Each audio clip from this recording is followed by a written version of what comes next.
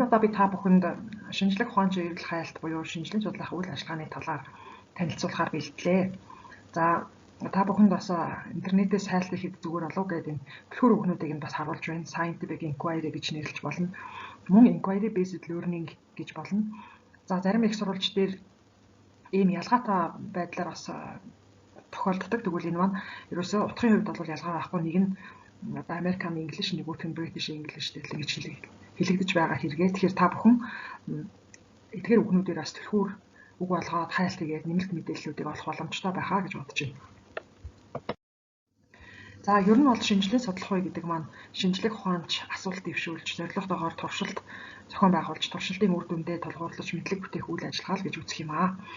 Тэгэхээр шинжлэх судлах үе маань сургуулийн бага насны хүүхэд төрөлхийн сониуч замтай байдаг учраас тэрхүү сониуч зам дээр нь төшөглөн суралцахыг зохион байгуулах гэсэн л санааг дагуулсан юм үйл ажиллагаа байгаамаа. За тэгээд байгалийн ухааны хичээлийн цөм арга зүйг игддэг байсан боловч сүүлийн үед бол ер нь бүх хичээл дээр хэрэгжилж болох юм аа. Ялангуяа бага насны хүүхдийн сурах арга зүй маа гэж ингэж тодорхойлж байгаа.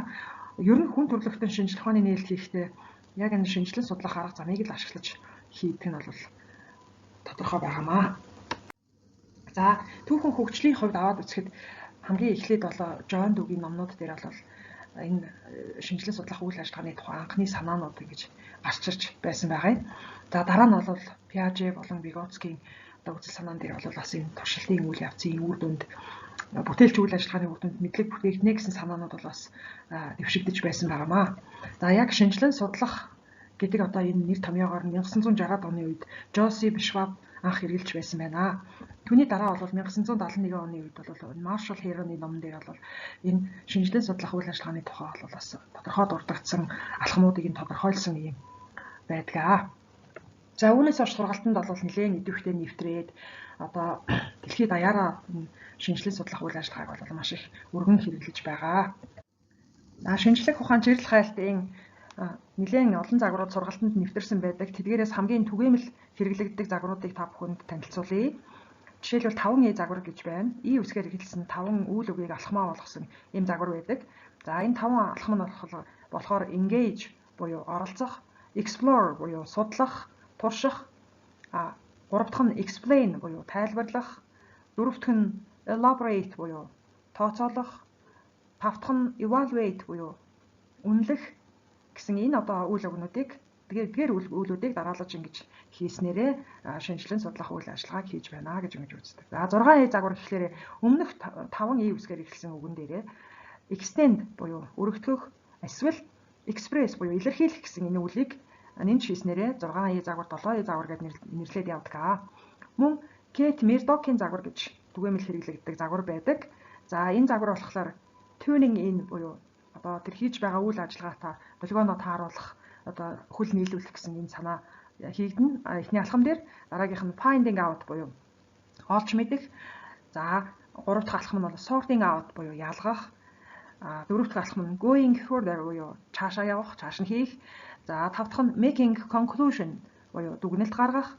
За хамгийн сүүлийн алхам нь taking action үйлдэх, ямар нэгэн үйлдэл хийх гэсэн ийм одоо алхмуудыг хийхийг одоо энэ Kate Murdoch-ийн загвар гэж нэрлэдэг байна. За мөн POGIL гэж нэрлэгддэг нэг загвар байгаа. Тэр нь болохоор Process Oriented Guided Inquiry Learning гэж ингэж нэрлэгдсэн энэ одоо арга зүйн энэ үгнүүдийн одоо эхний үсгүүдийг товчлоод энэ одоо загварыг томьёолсон байна. Process Oriented гэхэлэр одоо үйл явцад суурилсан, үйл явц руу чиглэсэн зааварчилгаа бүхий шинжлэх судлах үйл ажиллагаа, шинжлэх судлах сургалтаа гэж ингэж ойлгож болох юм аа. За ийм загварууд байна.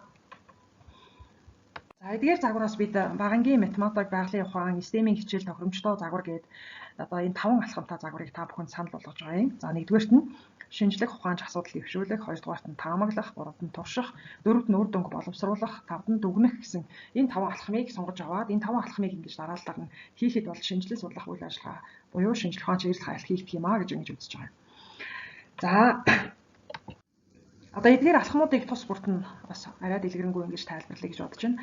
За шинжлэх ухаанч асуудал дэвшүүлэх гэдэг маань нэгдүгээрт нь ажиглалтаар хүүхдүүд эргэн тойрон өдөр тутмын тохиолдож байгаа үйл явдлууд амьдралаасаа ажиглалтаар асуултаа тодруулна. За тэр шинжлэх ухаанч асуултын хамгийн гол шин чанар нь шалгаж туршиж болох уу гэдэг бол маш их гол үзүүлэлт байдаг. Хичнээн сонирхолтой асуулт байсан ч гэсэн турших боломжгүй бол бас хүүхдүүд туршилтаар мэдлэг бүтээх боломжгүй болчихно. За мэдээж сонирхолтой байх хэрэгтэй. За хоёрдугаар алхам буюу таамаглал нь бол өмнөх төсөөлөл амьдралын туршлага дээр одоо тулгуурлаад хийгддэг. Тэр нь заавал батлагдах албагүй. Батлагдахгүй бол бас л мөн мэдлэг бүтээгдэж байгаа хэрэг. За дараа нь таамаглалаа батлахын тулд туршилтыг хийж өгнө. Тэрхүү туршилтын таамаглалыг батлахад чиглэгдсэн байна. Мөн гарын доор мэдээлэл цуглуулах боломжтой байна, аюулгүй байна. Энэ одоо шаардлагыг хангасан байх ёстой. Дөрөвт алхам буюу үр дүн боловсруулалт нь бол тоон болон чанарын мэдээлэл цуглуулах боломжтой байна. Тэр мэдээллээ боловсруулна. Мэдээллээ боловсруулахдаа компьютер болон мөн компьютерийн програмууд, за математикийн хичээл дээр үзсэн чадруудаа бол ашиглах юм аа. За хамгийн сүүлийн алхам дээр нь мэдээллээ боловсруулаад гаргаж авсан үр дүн дээрээ тулгуурлаж дүгнэлт хийгдэнэ. За тэр дүгнэлт нь бол итгэл үнэмшил бий болгох, ингэснээрээ тэр мэдлэг болж хугацааны санах хувьд хадгалагдах ийм одоо боломжтой. Хэрвээ таамаглал маань батлагдахгүй байх юм бол дахиад шинэ асуулт дэвшигдээд шинэ таамаглал дэвшигдээд туршилт маань үргэлжлээд явж болно. Тэгэхээр ингээд энэ 5 алхмыг ингээд тос бүрдэн авч үзээ тайлбарлахад эдгээр зүйлүүдийг бид нэр анхаарах хэрэгтэй байна.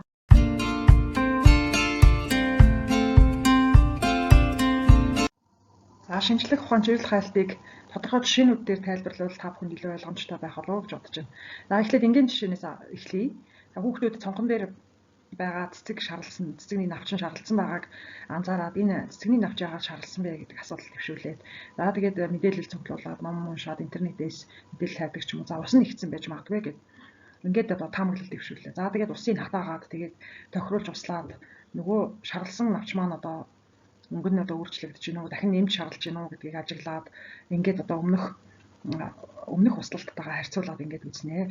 Хэрвээ навчны манд шарлалт арилсан байх юм бол ус нь ихсэн гэж таамагласан нь мөн болно. Хэрвээ үгүй бол өөр шалтгаан байгаа гэдээ хүүхдүүд дахиад өөр шалтгаан хайгаад өөр таамаглал дэвшүүлээд туршаад явах юм аа. Тэгэхээр ингээд жирийн энгийн асуудлаас эхлээд шинжилгээ судлах үйл ажиллагаанд бол суралцаж болох юм байна гэдгийг энэ жишээгээр харж болох юм аа. За дараагийн жишээ.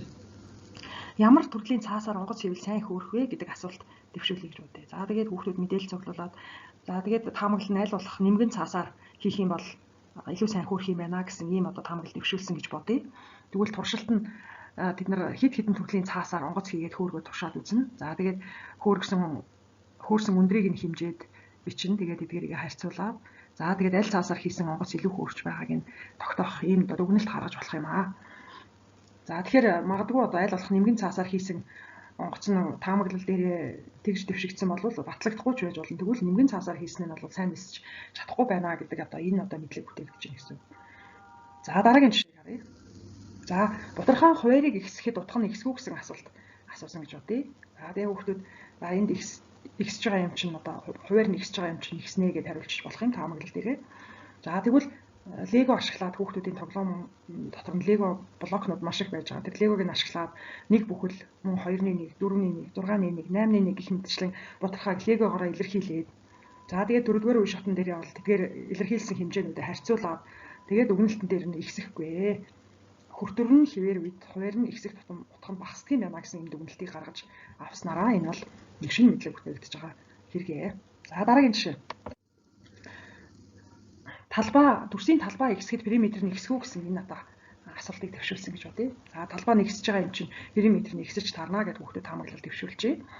За тэгээд энэ дээр туршилтан дээр нь хүүхдүүдээр 4 см-ийн өргөнтэй 6 см-ийн уртаа тэгш өнцөг зуруулаад талбай периметрийг нь олоод дараа нь 5 см талтай квадратын талбай периметрийг олоод үзэхээр за энэ үр дүн боловсруулалтын хэсэг дээр нь бол илүү тодорхой харагдчихна. Талбай нь 24 см квадрат байхад периметр нь 20 см байхад хоёр дахь тохиолдолд бол талбай нь 25 болоод өмнөхөөсөө бол ихссэн байна. Тэгвэл периметр нь мөн ихсэх ёстой, таамаглал ёстой. Тэгтлэн дээр ихсэхгүй мөн адилхан 20 гарсан байна. За тэгэхээр эндээс ямар дүгнэлт хийж болох вэ гэхээр ихсэх албагүй юм байна. Энэ периметр талбай гэдэг чинь хоорондоо шууд хамааралтай хэмжигдэхүүнүүд бол биш юм байна. Ихэнх тохиолдолд ихсдэг боловч ихсэхгүй байх тохиолдол бас байх юм байна гэдэг энэ одоо дүгнэлтэнд хүрч болох юм аа.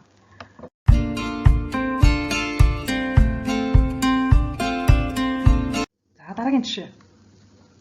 Ширээ нэг хүлтэй байж болох уу гэж. За хүүхдүүд нэг хүлтэй байж болохгүй. Аль эсвэл болно гэх мэтчлэнгээр одоо энэ хоёр хариултын аль нэгийг сонгоод таамаглал дэвшүүлж болох юм.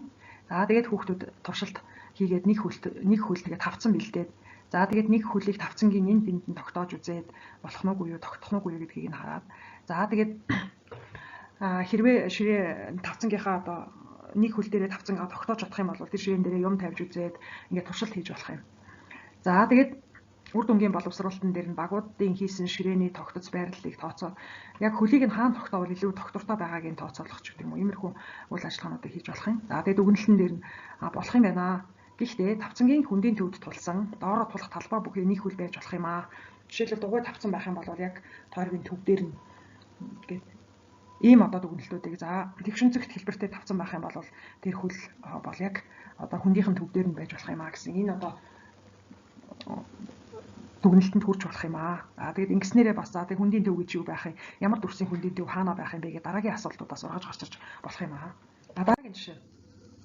За энэ STEM одоо хичээл дээр жишээлбэл ингээд гүүр олон төрлийн гүүр угсраад за тэгээд энэ шинээр барих гүүрний бэхлэгийг хаана хийвэл даацсан илүү сайжрах вэ гэсэн ийм асуултыг дэвшүүлээ гэж бодъё. За тэгээд хүүхдүүд дээр нь бэхлүүл илүү сайн даацтай болно, доор нь бэхлүүл даацтай болно гэдэг аль нэг таамаглал дээр аль нэгийг сонгож болох юм. За тэгээд одоо STEM-ийнхаа багц хэрэглэгдэх хүнээрээ гүүр хийгээд тэр хоёр өөр төрлийн бэхлэгээ хийж үзээд за тэр бэхлэгээ нь хоёр өөр гүүрэн дээрээсээ ачаад үйлчлээд хотоолтыг нь хэмжээд аль нь илүү сайн даацтай байгааг нь ингэж хүснэгтэнд бүртгээд харьцуулалт хийгээд за тэгээд тэр харьцуулалтаа харж агаад үр дүнг гаргаад одоо аль нэг бэхлэгээтэйг энэ одоо илүү даацтай байна гэж сонгож авч байгаа. Энэ алхам бол дүгнэлт хийх гэсэн алхам дээр намгийн сүлд одоо хийгдэх юм аа. За тэгээд дараагийн жишээн дээр шинжлэх ухаанч асуулт нь болохоор ундаг дугуйн жижиг байвал хүч бага зарцуулах уу, том байвал хүч бага зарцуулах уу гэдэг юм уу. Иймэрхүү асуулт байж болох юм. За хэрвээ жижигхэн байх юм бол жижигхэн дугуй юм чи хурдан эргээд энэ хүч бага зарцуулнаа гэх тийм гэсэн асуулт. Хариултыг нь сонгож болно хүүхдүүд.